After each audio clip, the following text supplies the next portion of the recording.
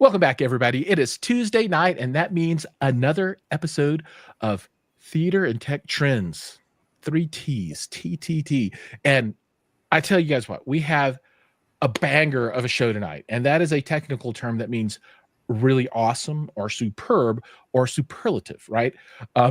So I'm joined by three of my friends that are luminaries in their fields. They are forward thinkers. They are sometimes popular, and all strangely love guitar that I discovered just a few minutes ago.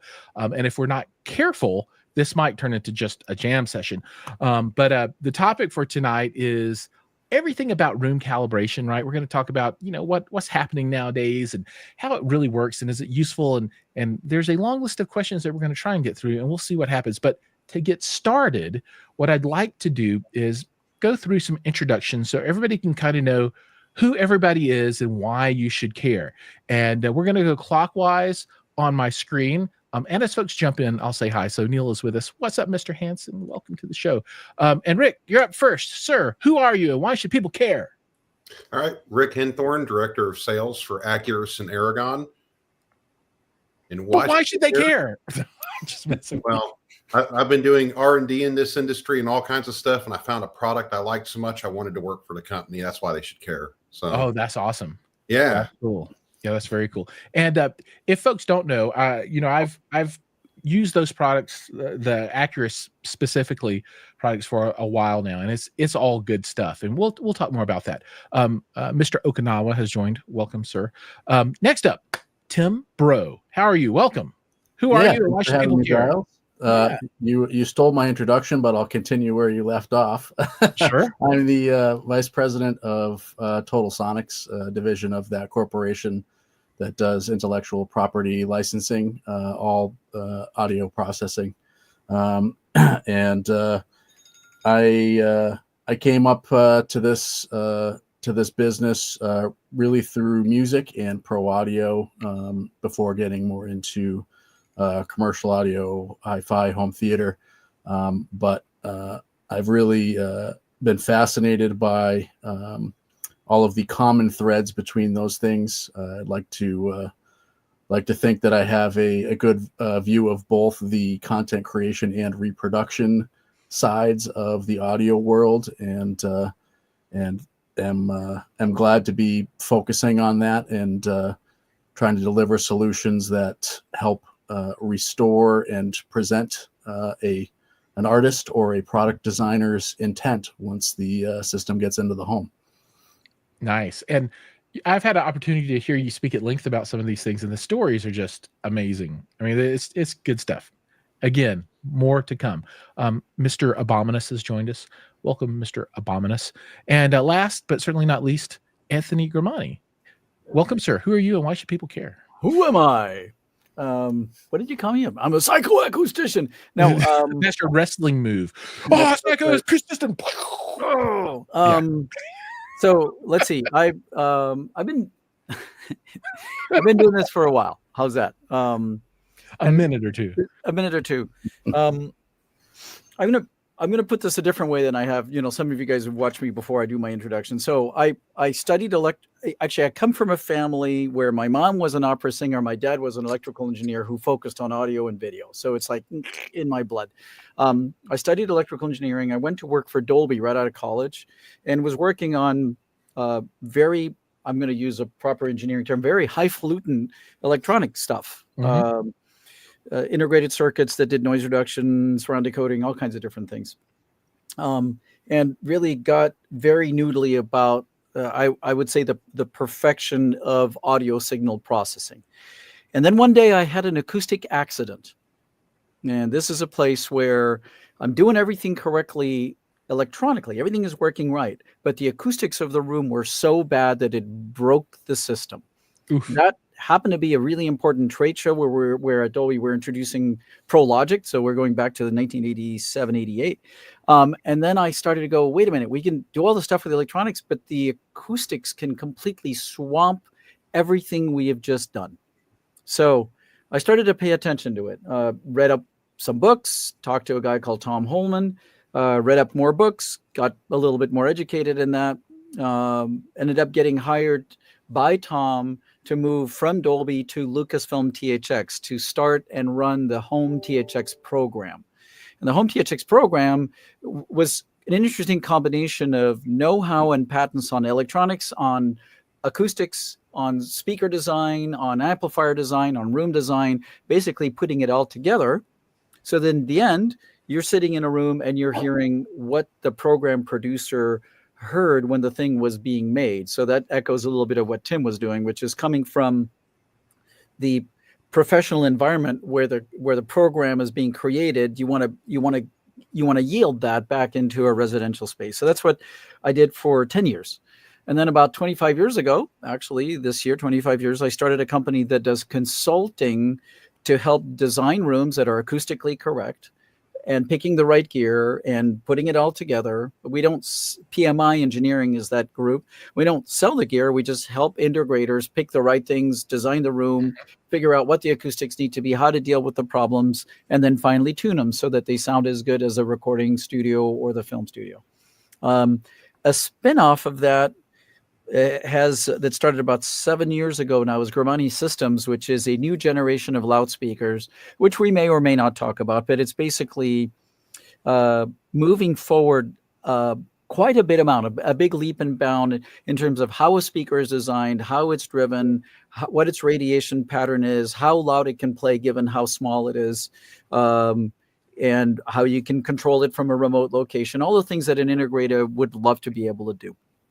Another spinoff is Sonatus Acoustics that you see in the name there, which is a line of essentially self-specifying user-selected acoustical materials. We bring them in from Europe.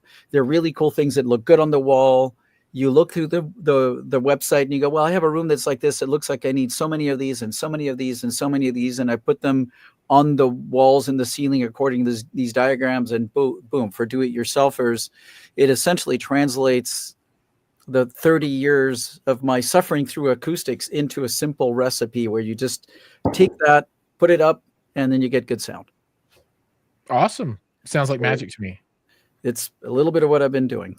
Cool. Well, everyone, welcome to the show. Thank you so much. And everyone out in the audience, well, welcome to you as well. Mr. Big has joined with us. And so I want a little more context for everyone.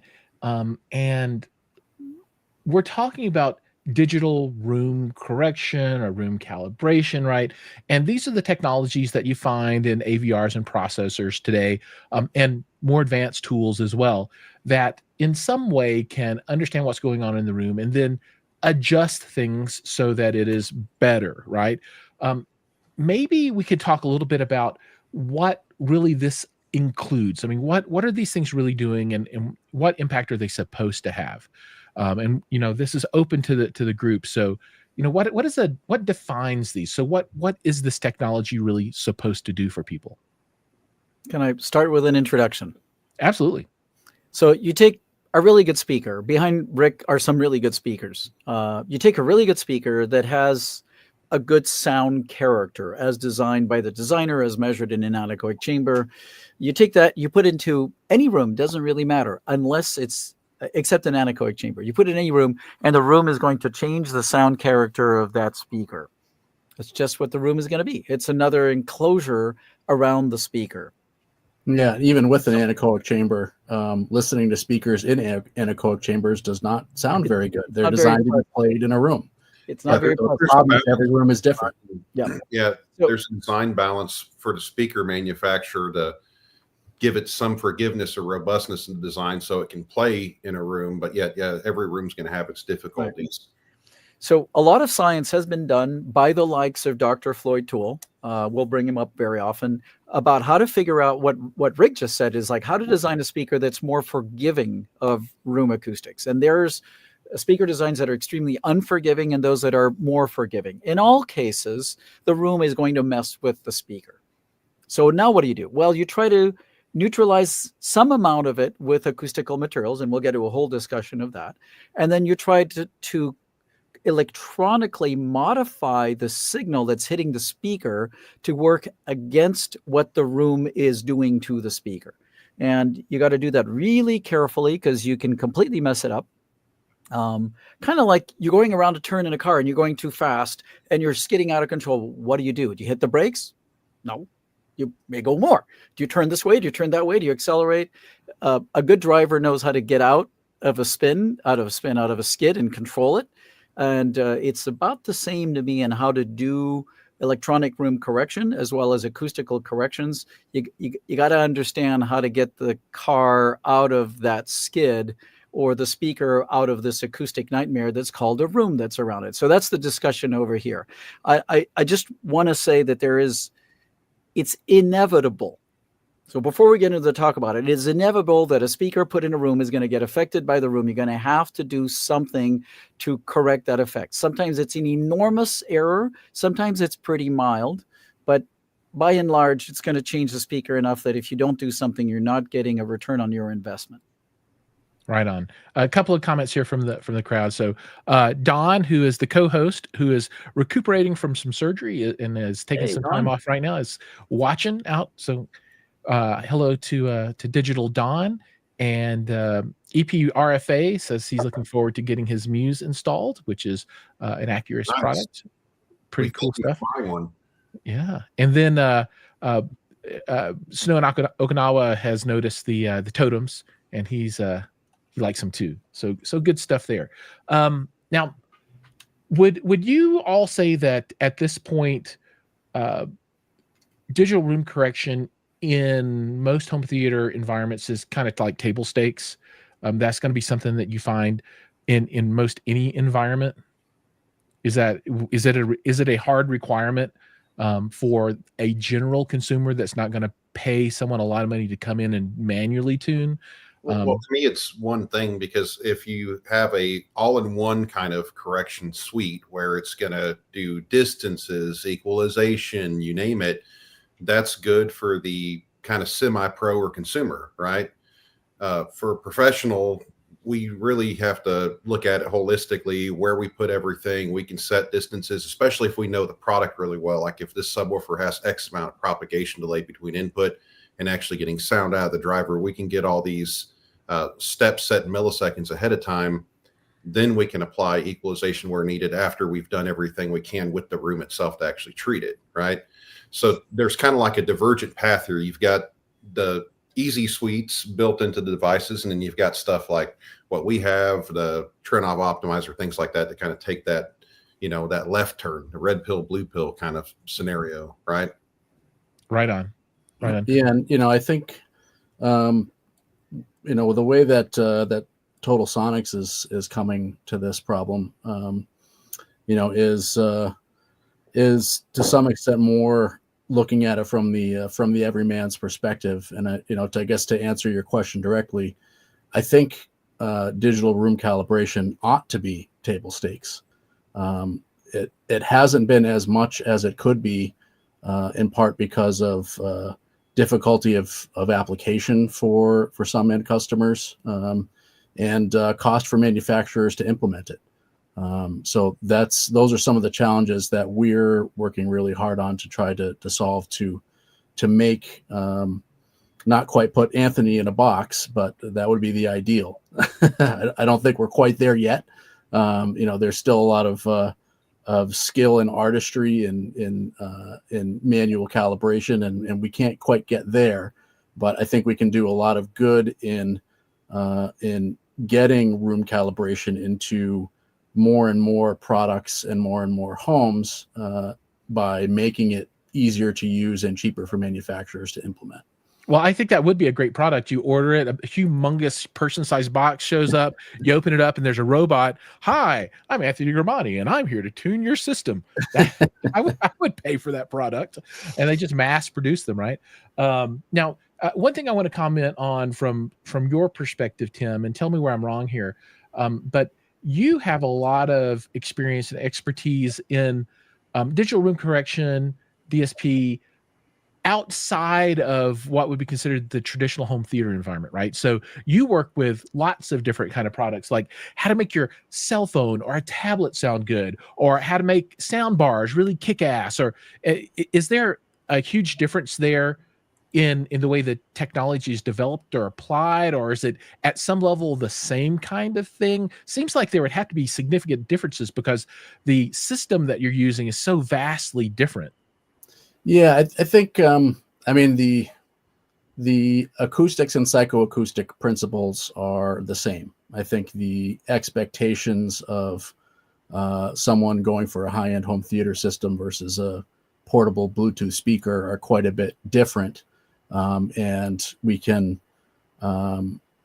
apply our signal processing suite a little bit differently, aiming for different goals. But when you get down to the science behind it all, the physics is the physics. That doesn't change. Right on. Yeah, and Anthony will be back. He's having some technical issues, so he's going to iron those out. He is now in device not connected status. So, and that usually means something happened to the camera. But we have a number of people that have joined. Benny is here with us. Jason is here with us. Neil is asking about some Aaron's Audio Corner Clipple measurements. We can talk about that stuff in a bit. And I love speaker stuff. Oh yeah, Stefan Magali has joined as well. So let's talk about the marketplace as people from a consumer point of view understand it. So in the last 5 years, what has there been any significant innovation that you've seen in that time? Right, it feels like, at least looking at the devices that are available today, that better and better room correction has been kind of driven down into lower and lower cost points, but maybe outside of just the general accessibility to the technology, has it gotten better? Have you noticed anything in the profession saying, wow, this is like night and day compared to what we had 10 years ago or something like that? Well, one thing I've noticed is you have, like Anthony was saying, kind of speakers behind me that are designed to work with the room the best they can. And then you have a lot of powered stuff coming out now that has DIRAC or something built in it. And then a couple of years ago, we came out with our own room correction suite that does something different than anybody else is doing, where it's looking at 4 microphones simultaneously versus you moving a microphone 5 times. And so you've got 3 things going on. You've got speakers that play nice with the room. You've got our correction system that's totally different than anything out there in the market. And then you've got, just a mass availability of this kind of technology that, didn't used to be the case. Now you can go buy, I think, Dyne Audio powered speakers now built in DIRAC. That's pretty cool. Right on. So it's definitely more available than it was, even kind of moving the stuff that's meant to be a 2-channel driven product, right? Remember 5 years ago, room correction was like a 4-letter word for audiophile. Now it's starting to be accepted. I have a preamp that we wanted to put room correction in it. And at first people are like, why would you do that? And I'm like, well, why would you not do that? Why would you spend $100,000 on speakers, put them in a small room, have crazy room modes? You can only do so much with the treatment. Eventually you're going to need the power of what this unit can provide. And so I think maybe the biggest thing that comes from this is that audiophiles will accept room correction. I just went to Southwest Audio Fest. I brought my tungsten. I didn't use it, but actually now looking back on it, I should have shown people what it could have sounded like had I used room correction in that room. Yeah. And I think that's a really good point, right? Because the technology has grown beyond just home theater processors, right? Tim can attest to that. But for me personally, I love having those capabilities built in to 2-channel environments, right? Because you can, sometimes people can only do so much with the room, right? With acoustic treatments, and they need a little bit of help. All right, so Neil's he's asking about speaker specific measurements, and so this is really kind of a different conversation than what we're talking about now, right? And that's right. Are good measurements of a speaker more or less important or equally important to perceived, probably like psychoacoustics kind of stuff, right? And I'm far from an expert there, and you have a lot of folks that argue on either side of the conversation, and I kind of think there's a a sum of both, right? So you can use measurements to make some judgments, and then you want to listen for tonality and things. But I think that one is a conversation for another day. Quick comment from Rod here. Welcome, Rod. His Act 4 Aspect has shipped today. Looking forward to getting that set up. So that's awesome. And then I also know that Don has been playing with his equipment there, and he's been pretty excited about that too. Yeah, he got that set up right before his surgery, so at least he gets to play with it now while he's recovering. That's right. Yep. And he says that he's had a lot of time to explore his Focal headphones as well. So we haven't a lot of questions, but just some funny ones. Well, maybe not funny, but Tim, from your perspective, what's the craziest piece of technology, just like gear or thing, you've looked at, embedding this kind of technology in, right? Any kind of weird sound bar, or like some weird tablet or something, or maybe a microwave.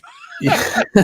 Not quite a microwave, but maybe it doesn't seem weird to me now, but maybe it will seem weird to the audience, in a sense that I don't think that applying this technology to any audio product is weird. Sure. Some certainly will need it more than others. You mentioned tablets before. They're not really driving a room enough to need room calibration. Right. But something like a really low cost portable Bluetooth speaker, just by the nature of it being portable, sometimes you're going to put it down in a corner. Sometimes you're going to put it on a table. Sometimes you're going to, who knows where you're going to put it. Right. You're going to have a totally different audio experience every time you use that thing in a different environment. And aside from cost and time, why wouldn't you calibrate it to the room? I'd pose the question the other way. Why shouldn't you?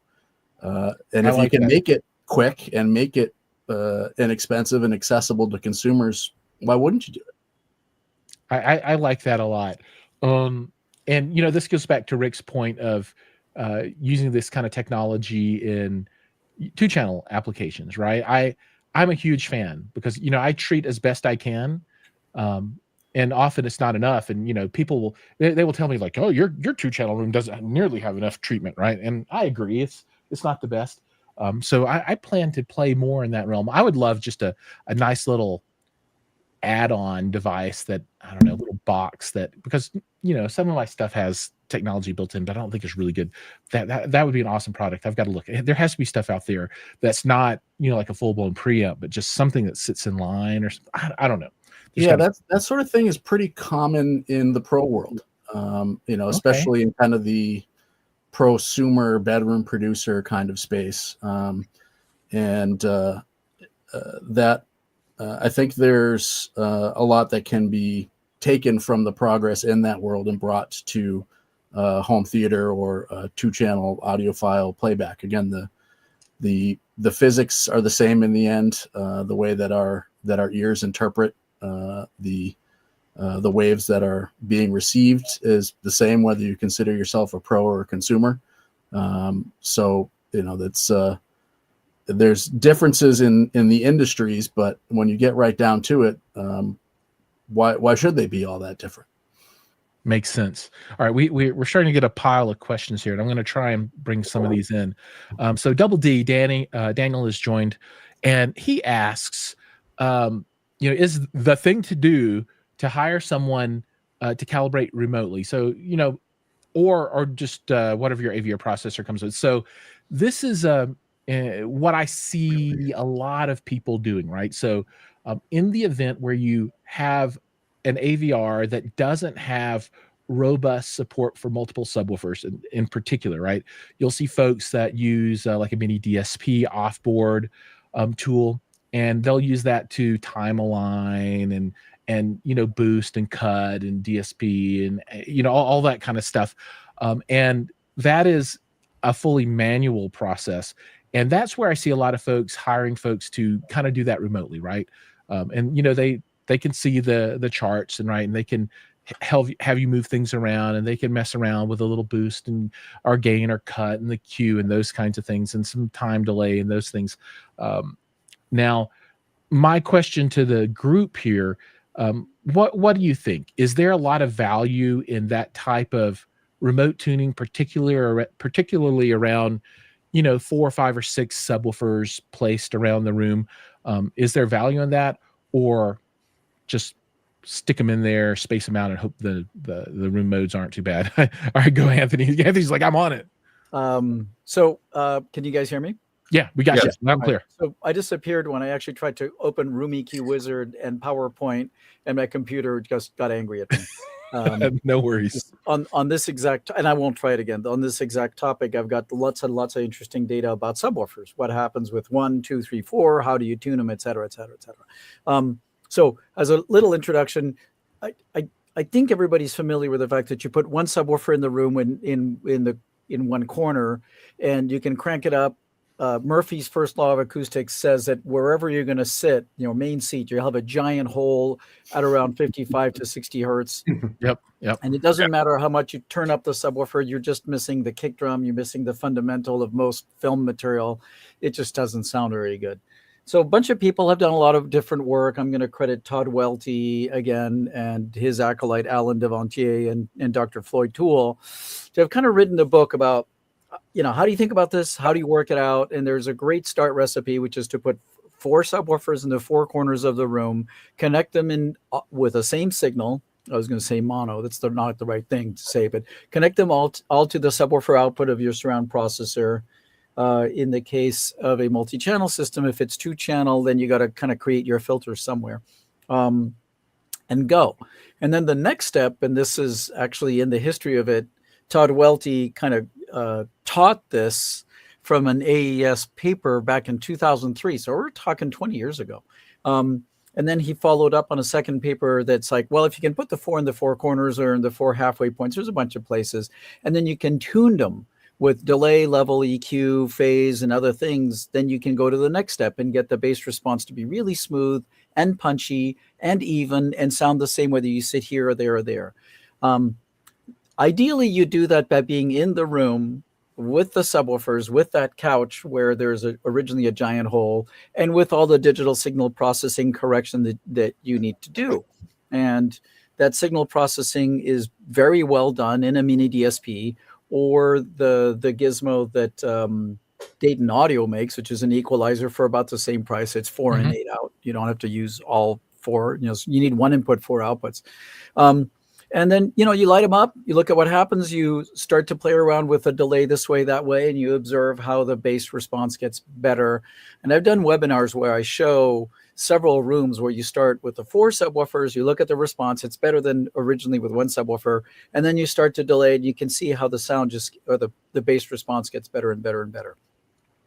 If instead of traveling to the client's house, the person is willing to get a microphone, and there's really good microphones for about $100 that do all these measurements, and is willing to take time in a remote desktop application, using the usual suspects, most common out there, if you're willing to pay for it, of course, is TeamViewer, but there's other ones in there. Then working together, I can, you can, somebody else can guide somebody in the process. So what am I doing that the person can't do on their own? Mm-hmm. Well, on their own, they could do it. They would just have to take the time to read through the tutorials, understand Room EQ Wizard, understand how to interpret all those charts, and then understand how to adjust all the different virtual knobs in those digital equalizers, whether they're an outboard device or inside some other big signal processor, all of which could be done. If you really love this stuff, you can read up on it. There's a bunch of videos. You don't have to go out anymore. You don't have to go watch a movie. You don't have to hang out with your family. You can just sit there for the next, 20, 30 days and watch all these YouTube videos. So let me ask this question. And then when you come out, your family's going to go, who are you? Who are you? Yeah. So all this to say that I am one of the people that does help people do this stuff by remote. And there's several other good professionals in the industry that help. What it does take is a person on site that has ears, has a microphone, is cooperative, understands the basic techniques of how you plug these things together, and is willing to take 3, 4, 5, 6 hours to do trial and error and listening and measurement and listening and trial and error. And of course, you can do that for the subwoofer, but you can do that also for equalizing the left speaker, the center speaker, the side right, the top left one, whichever you want. So you can do it by remote. Of course, I prefer to go on site and listen. It's kind of like cooking by remote. I don't know. I got to just taste what just got, made in this cuisine and see, well, is this right? Or do we need a little more of this spice or that spice? But if the person on the other end, speaking of cooking, it's getting close to time for dinner over here. If the person on the other end knows how to cook and you can guide them through the process and they can taste and go, well, this is what I'm noticing. Okay, add more pepper. Then you can do this stuff by remote. And by and large, in my experience, when I'm done with this, the person says, man, this is a lot better than what I got out of the auto EQ. Right on. So I do want to, I will shut up in a second, I promise. I do want to have an item of semantics. This is, by and large, this is all digital signal processing. You can do it with analog too, by the way. There's still decent analog EQs. It's a royal waste of time. I've had to do it for a few people that didn't believe in digital, but it's all digital signal processing. And I'm going to propose that we have language between manual and automated, and maybe in the middle of that is manually assisted automated, because there's a few systems out there that allow you to tell the thing, hey, go do your thing, but I have an ability to modify what you came up with.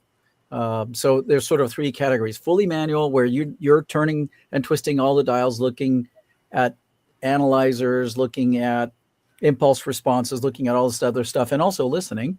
On the other side is fully automated, where all you can do is push the button and hope for the best. And then there's things in the middle of those two, which I think are the best solution, which is a gizmo that can go do a bunch of automated, almost artificial intelligence work, which is really not that fun to do manually. The first 10 times you do it, it's like, wow, this is so much fun. And it's like, do I have to sit here and twist parametric bands for another 4 hours, really? So something that can do an attempt manually, and you go, well, that's a good attempt, but I really think that I need a little more top end over here, or that didn't quite work out. And you can have a manual, I guess, override or correction. Yeah. So one of the comments was, how soon before AI does this for you? My short answer is, I'm sure there are people working on that right now, desperately trying to be first with a good tool that will do all of this, right? So instead of just algorithmically.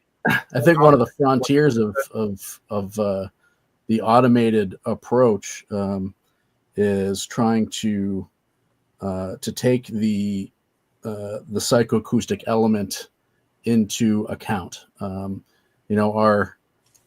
Our brains do a remarkable job of telling us that the frequency response hasn't changed when you move your head over here, or up or down.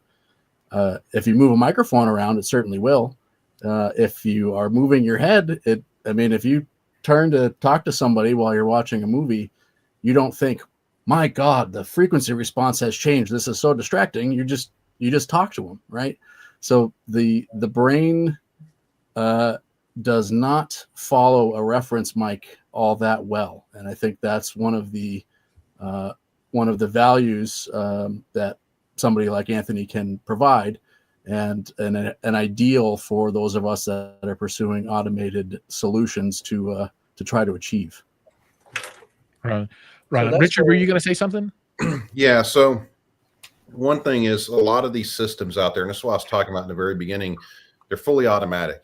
You can run them, and at the end, you can look at sort of the result. You can make tweaks to what kind of room gain it's targeting or something like that, but you can't grab a frequency and do something like, let's say it's boosting the heck out of 60 hertz. Like Anthony said, that's a problem. Wherever the sub's at, where you're sitting, you can boost it till you're blue in the face. You're just decreasing the headroom in your subwoofer. Unless you want to get more subwoofers or move the speakers around, there's kind of a limitation there, right? If you wanted to say, you know what, I'd rather just have a little bit of a hole and not overtax the subwoofer until I can get another one in the back, can't do it. It's not a target curve you can really manipulate. That's one of the reasons why our tool sets the filters. And then afterwards, if you want to say, well, I don't really want to give that 4 dB, I'd rather knock it down to 2 for the sake of headroom or personal taste or what have you, you can do that. The result is something you can tweak. And I think that's important, that, like you said, the human element. And what Tim was saying, the brain is an interesting thing, because we have 2 ears, 2 microphones, and they're not exactly omnidirectional. So you get the difference between the power response of the speaker versus it's like to a point frequency response. And so our ears and brain do a better job of kind of filling in those gaps and kind of smoothing over the deficiencies. Like you said, you take that mic and move it like this, so you can see the response change. If you're sitting there doing, repeated sine sweeps, you move your head, doesn't really change that much.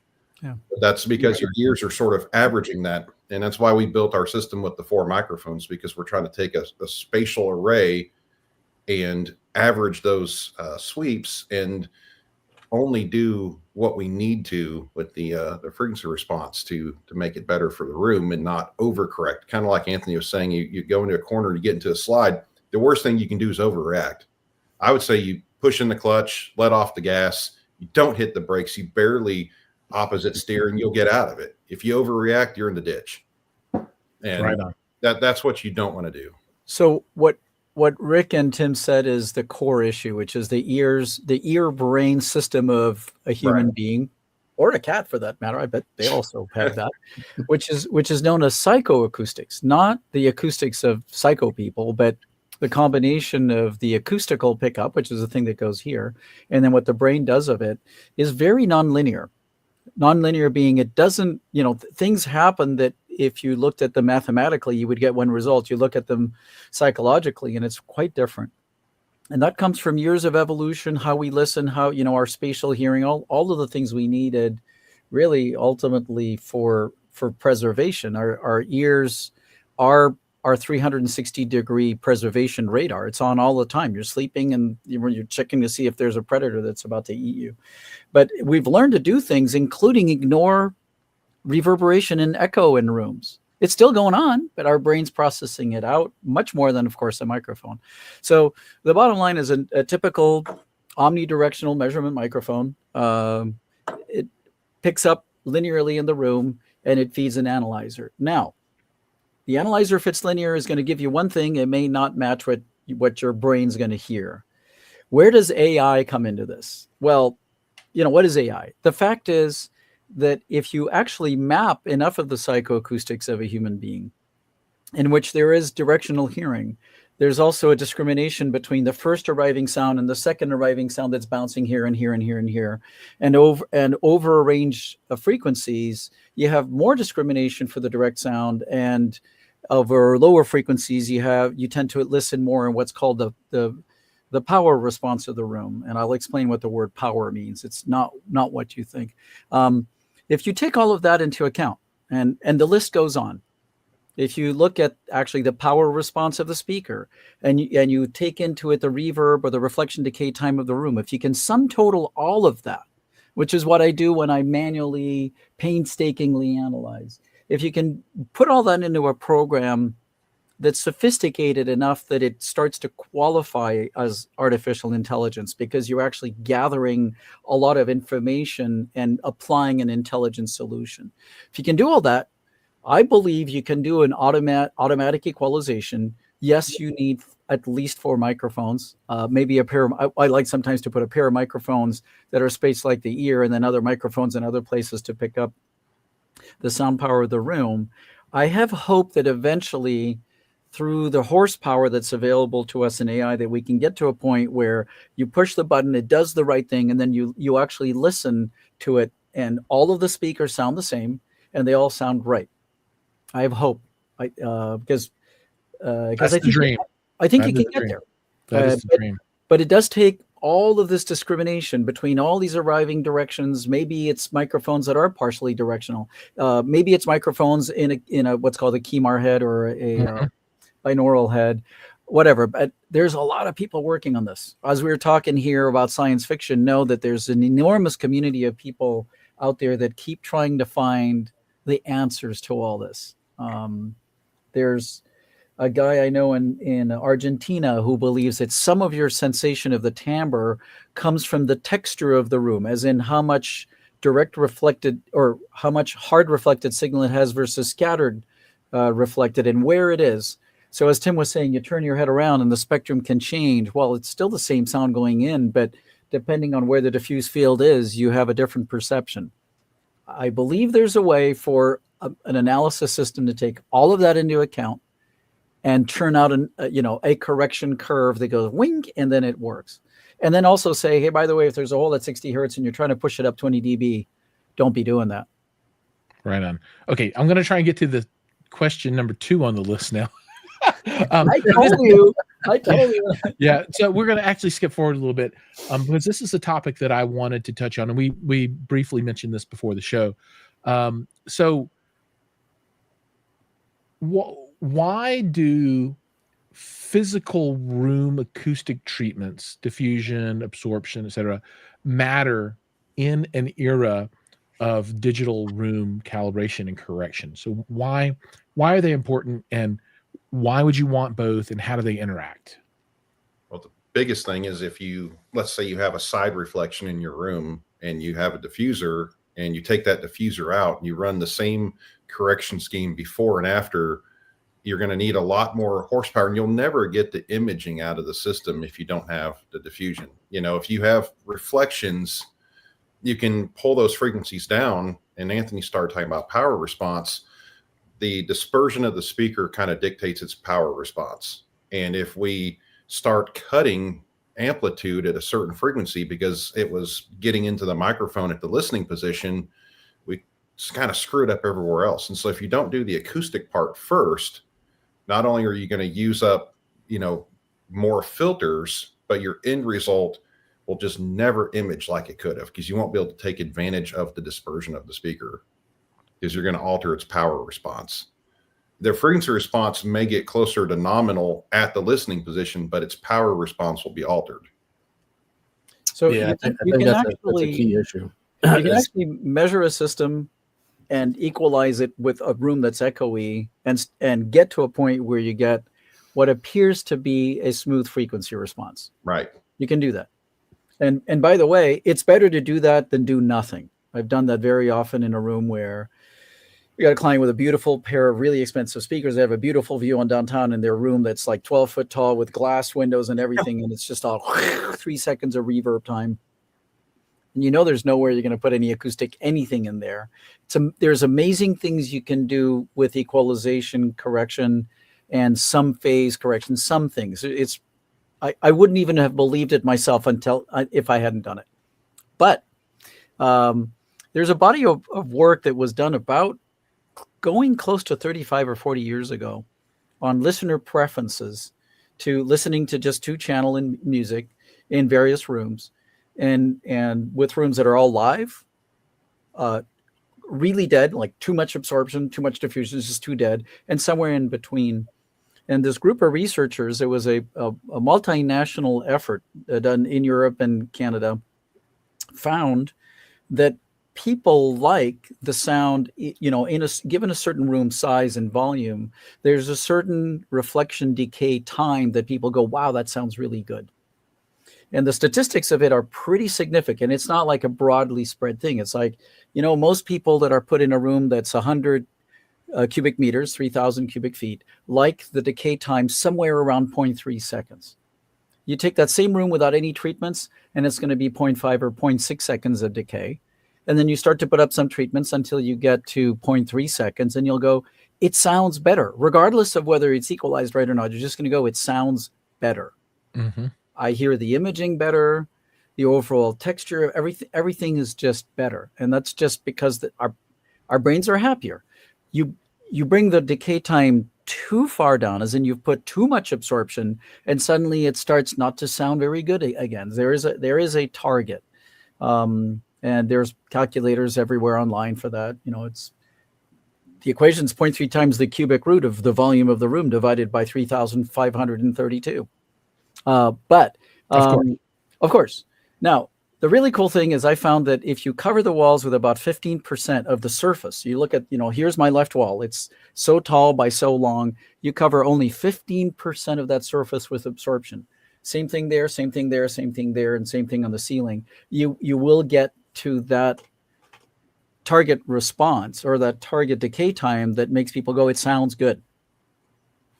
And then you can apply equalization on that so that the frequency response is smooth. And actually, if you tried equalizing the room before you treat it, you'll find you were fighting all of the bands, you'll find all these corrections. And as you treat it, everything just flows better. Like everything, until you get to the standing wave region, which we'll talk about maybe later. Everything above maybe 100, 150 hertz just equalizes smoother. There's just less reflections in the room. They're more diffused out. And with less correction, you end up with something that you go, wow, that's starting to sound like real music. Yeah, the less you have to ask the system to do, the better you're going to get, or closer you'll get to the idealized result. Right.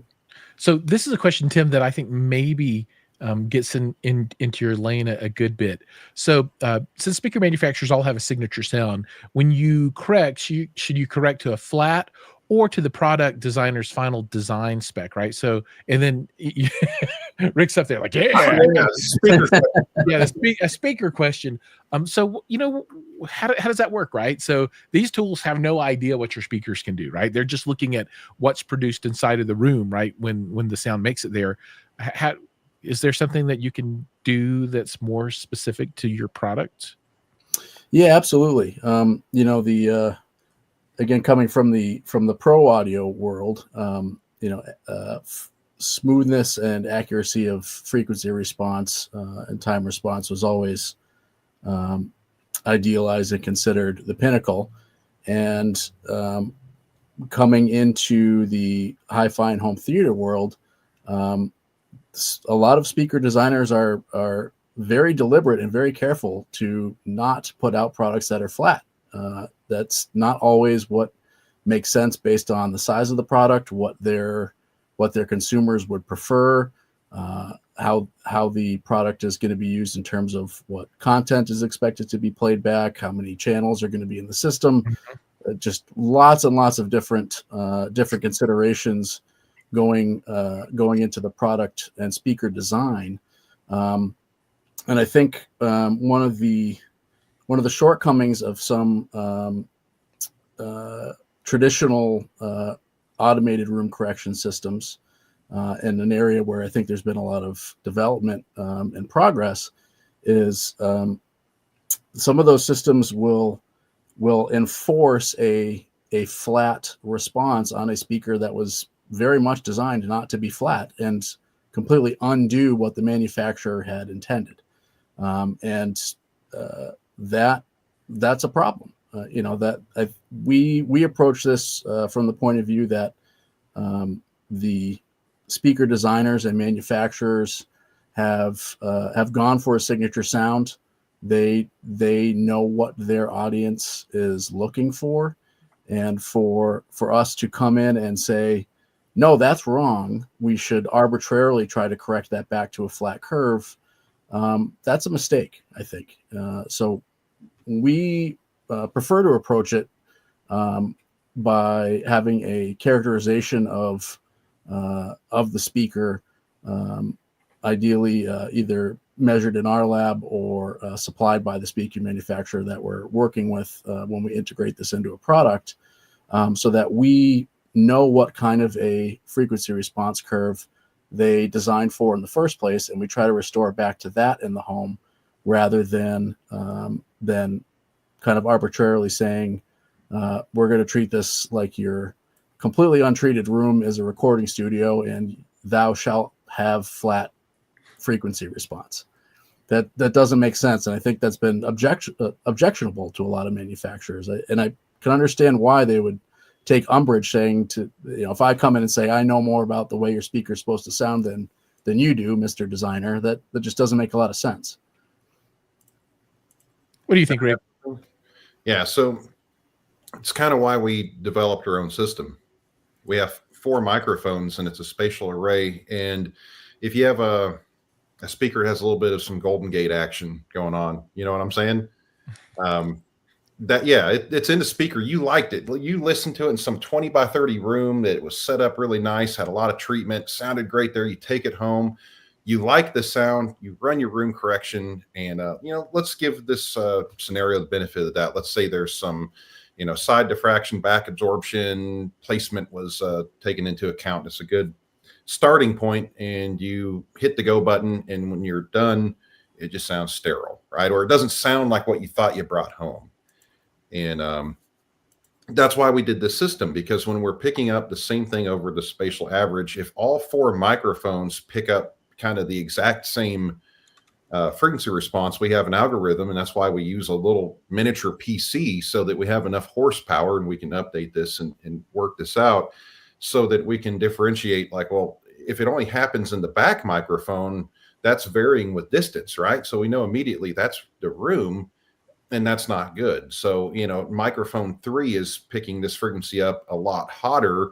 We know that that's kind of a wavelength issue. That's not really the speaker. But if we pick up something exactly the same in all 4 mics, we kind of know that's the house sound of that speaker, because it's not, the amount it's going up and down is consistent across them.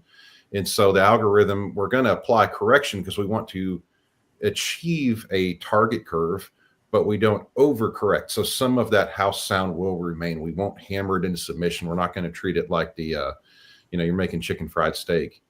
It's close to dinner time. I know Anthony's hungry, so. So here's a question. I'm eating a rubber puck at this point. Little off topic. So when I was in LA, this is a number of years ago, and I was at a mixing studio, and you walk in, and the rooms are all cloth, so you can't really tell what they got going on in there. But they had a lot of stuff going on because everyone in that room sounded like James Earl Jones when they were talking. It was the most amazing sound experience I've ever had in any room in my entire life. Not even with content playing, but just having conversations with people. It was just it. So what do you think that was? Is that just them getting the decay correct, or it just I clearly remember that being the best sounding space I've ever been in my entire life. So Giles, was this the mixing room or was this the live room where the musicians go? No, this was the mixing room. So this was a Atmos mix room with all the computer screens, all the speakers, and Okay, I'm gonna go out on a limb and say that if your voice changes to James Earl Jones when you go into that room, it's not neutral. They've Probably done not. something to the decay in that room to emphasize low frequency, or really to not really abate the low frequency, but abate everything else. Mm-hmm. And that means that everything that's coming out of those speakers is supported by the room and non-linear. So you're going to have a mix that comes out of there that's going to be bass shy because you're hearing a lot of bass from the room. Sure. I would say you're not hearing reality if you're doing that. Yeah, so it just was amazing though. It's just crazy. It is amazing. And now what you're talking about, you'll often find in the live room when you go into the place where pianos and guitars and flutes are played, where there's a certain flavor to that room, which you pick up. Their live rooms are not dead. They're really the place where you put a musician. You want a certain amount of energy in there, not too much, because otherwise the microphones are picking up a whole bunch of room tone, and it's like, well, I don't know. But I would say you do want to hear reality. And Floyd Toole has talked about this forever, the circle of confusion. You got to all agree to what is reference quality sound. By the way, it's not a flat response as measured on an omnidirectional microphone. There is a certain target curve that he's well documented. There's a little emphasis at low frequency. And it's not that you're hearing more frequency. It's actually that the way the microphone picks it up and the analyzer processes it, I'll put it this way. There's an inherent error of how an omnidirectional microphone measured in a normal room with speakers with a sound power that naturally collapses and treatments that naturally, or an acoustic environment that naturally kills high frequencies more than low frequencies. And so there's a fudge factor. Really, that famous target curve is a fudge factor that corrects how far this behaves, this being a test microphone and an analyzer, how far away it behaves from what the ear brain of all 4 of us, if we walked in that room, we'd agree this is what this sounds like and that's what that sounds like. Floyd has done work in, there's this business about the flavor of my speaker, the flavor of your speaker. I hear exactly what you're saying, Rick and Tim. And I want to say that work has been done in extensive listening tests to show that in the end, if you take 10 listeners and you present them with all these different speakers with different responses, and you take enough time to play enough program material, eventually everybody will converge to like the speaker that's the smoothest response with the least coloration, that's been tuned to the kind of the smoothest target curve, which usually means the speaker has a really good dispersion, a good what's called sound power, which is the net energy going in all directions is smooth. Right. That's what people are going to like the best with an 87% certainty. That's significant. That is significant. There's a bunch of work. You can read his book. Bunch of work has been done on that. So, yep, I know manufacturers who put, a dip in the mid-range there. They hop up the top end. They hop up the low end. And that's like, I equate that to putting A1 sauce on this $60 steak that just showed up, cooked at the steakhouse, and you just throw some stuff on there. Do whatever you want. But if you want to taste that steak the way that chef intended you to to eat it, cut into it, probably with your fork because it's tender enough, and eat it. Now you can do whatever you want. I do find that there is a way to get to a point where, regardless of the speaker you're playing, you can get to sound that's enjoyable. I just got back from working on $100 million home in Southern California, where there's 40 zones of speakers. There's some of our own speakers, wide dispersion, really good quality, professional grade, and some all the way from that to invisibles, small apertures, everything. And in the course of 5 days, I was able to go through with careful tuning, careful measurement of the decay time, the impulse response, the frequency response, get to a point where, regardless of the kind of speaker, from an invisible, you guys know what invisible speakers do, right?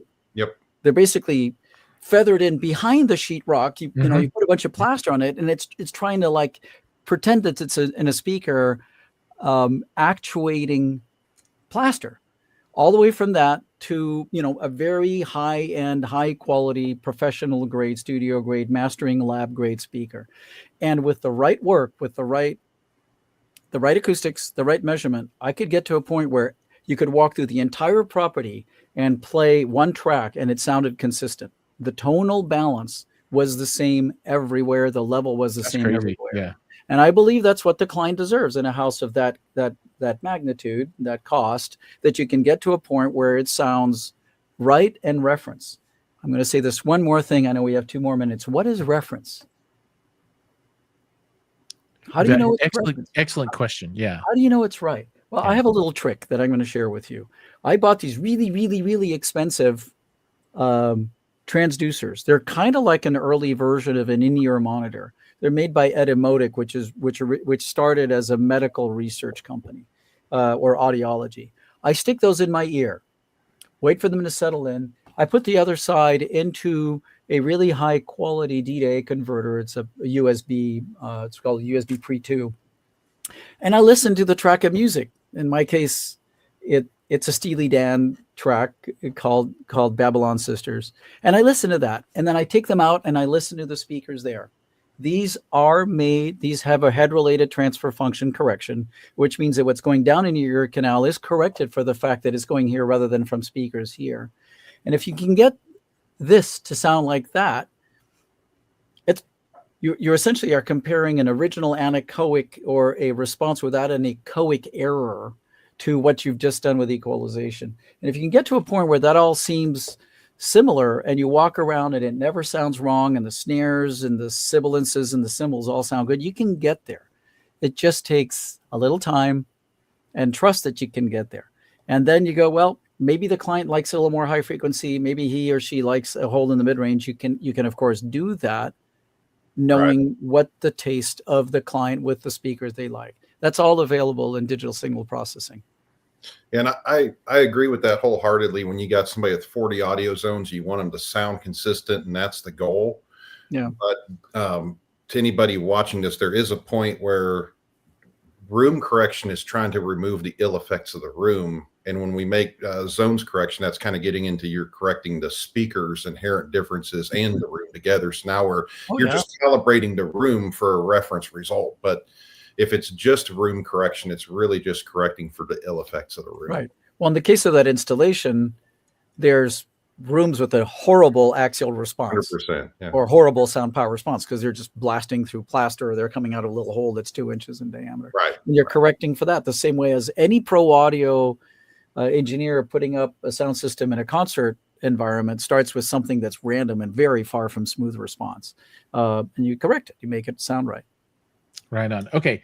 I hate to say this, but we have gotten through 2 questions, make 3-ish. But we are Let's out do of another one. time. Let's just Yeah, keep doing this every night until we're done. I think with the 30 questions, so I put together a list of questions, or I had AI help me generate in full transparency a list of questions to make me sound smarter than I really am.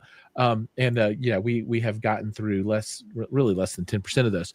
And we could probably do this every night, just ad nauseum, continuing on, because there's 5, 6, 7 questions in the audience that we haven't gotten to. So I apologize for that, but we are going to be mindful of everyone's time, and maybe we'll just take a quick around the room, final closing thoughts around DSP. If there are any nuggets of wisdom that you would put forth to people watching this that relate to kind of the current state of technology and what people should be thinking about when they think about digital automatic room calibration correction, that kind of stuff. And Rick, I'm going to put you on the spot first. Okay. Well, the only thing I'm going to put out there tonight is just start with your room. No matter your budget, there's always something you can do to get a better result if you take into account placement, whatever treatment you can afford to do. If all you can afford to do is side diffraction, back absorption, do what you can, then do what you can digitally. Like Anthony said, I'm never going to say don't do DSP. It's always going to be better with DSP, but please try to do something with the room first to get the best results. Awesome. Tim, Yeah, thoughts? Yeah, I agree with that completely. I guess just on a different perspective, I think that there's a lot of evolution in this field going on right now in a few different directions, in terms of accessibility, automation, accuracy, in terms of getting what's measured to more accurately reflect the way we actually hear. And it's an exciting time to see progress being made in a lot of different areas. As I said before, we're not at the point of putting Anthony's expertise in a box yet, but maybe someday we'll get there. Yeah, I agree with what they said. Start with proper speaker placement and aiming. A lot of people don't realize that speakers have hot spots, and you make sure that they're aimed correctly, unless you use a good wide dispersion speaker. And then do whatever treatments you can do. They don't cost a lot. You can buy absorbers and diffusers for not that much money. They don't always look good on the walls. That's a whole other issue. And then don't be afraid of that digital signal processing word. Some people get scared that it's going to make everything sound clinical. I don't want to do it. No. If you do it right, it can get you to really, really sweet quality audio that sounds great for music and for film. Awesome. Well, gentlemen, thank you so much for joining me and the rest of us tonight. Everybody out there, I apologize that we haven't gotten through all the questions. There are a lot of stuff out there, but if you want another opportunity to have your questions answered, make sure that you like and subscribe to the channel, because there'll be more shows. We do this every Tuesday night. And Anthony, you are on the schedule 2 or 3 more times throughout 2025 to talk about different things with your different brands. And Rick and Tim, I would be very happy to have both of you back on anytime to talk about anything that you'd like to. Appreciate it. Yeah, it would be my pleasure. Right on. And then for everybody in the audience, like I said, make sure that you're subscribed so you can see these shows as they're announced. I'm about halfway scheduled through the year, and we have a lot of great brands coming on. We've got Storm, and we'll have Trenov, and we'll have blah, blah, blah. So, all the big ones out there, and some small ones too, and then some XYZ weird stuff that I just want to talk about in particular. So make sure that you're subscribed, watch for that stuff. And with that, we're going to go ahead and close. Again, gentlemen, thank you so much. Everybody that's watching, thank you. We'll see you guys next week.